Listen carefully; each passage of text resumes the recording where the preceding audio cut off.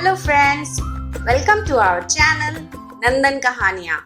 आज हम फिर एक और कहानी लेकर आए हैं जो हमें बताएगी कि लालच क्यों नहीं करना चाहिए। तो इस कहानी को पूरा सुने और हमारे वीडियो को लाइक और चैनल को सब्सक्राइब जरूर करें। धन्यवाद। किसी गांव में ललन नाम का एक ब्राह्मण रहता था। वह स्वभाव से बड़ा दयालु और शांति प्रिय था।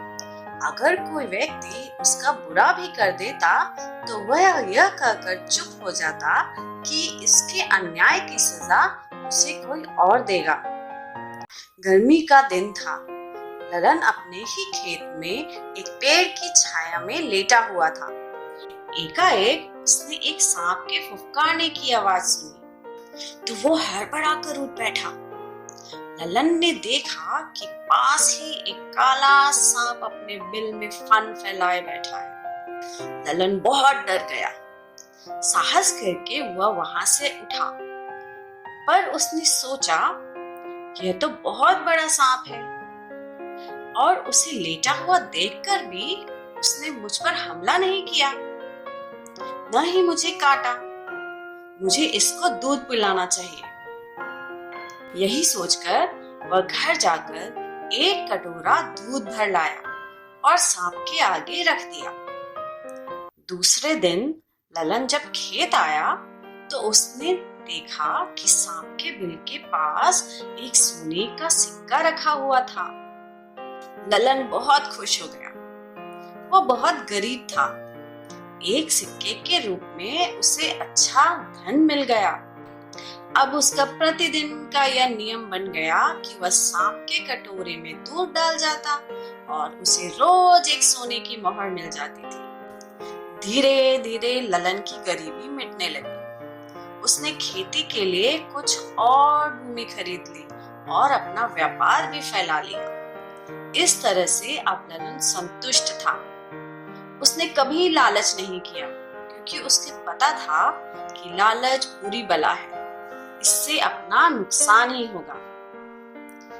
एक बार किसी काम से ललन को दूसरे गांव जाना पड़ा।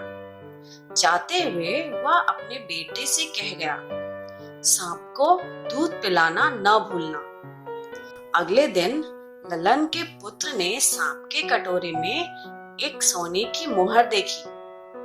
उसने सोचा इस सांप का बिल जरूर सोने की मोहरों से भरा पड़ा होगा। यदि इस सांप को मार डाला जाए तो यह सारा खजाना उसका हो जाएगा।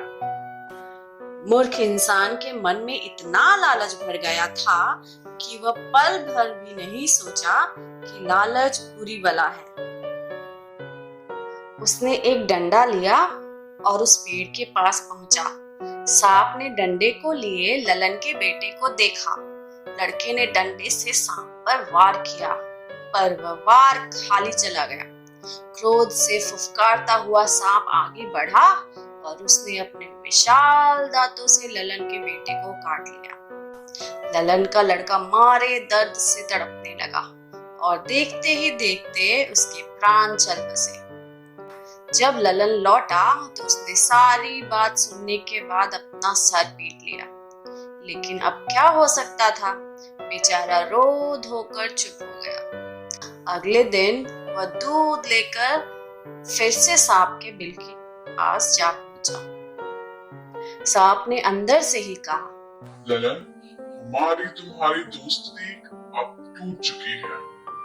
तुम्हारे बेटे के लालच से ऐसा हुआ है। अब प्रयत्न करने पर भी वह जुड़ नहीं सकती। आगे से यहाँ कभी मत आना। न मैं तेरे बेटे की डंडे की चोट को भूल सकता हूँ, न तू अपने बेटे की मृत्यु की बात भूल सकता है। इसलिए तेरा मेरा मेल आगे नहीं चल सकेगा। अब तो यहाँ से चले जाओ। बेचारा ललन बेटे की मूर्खतापूर्ण लालच के कारण अपने पुत्र और एक अच्छे मित्र से वंचित हो गया और फिर ललन उस बिल की ओर नहीं गया। इस कहानी से हमें क्या सीख मिलती है? ज्यादा लालच भी संकट को आमंत्रण देती है। इस प्रकार का मूर्खता भरा लालच करने से पहले एक बार नहीं 1000 बार सोचें।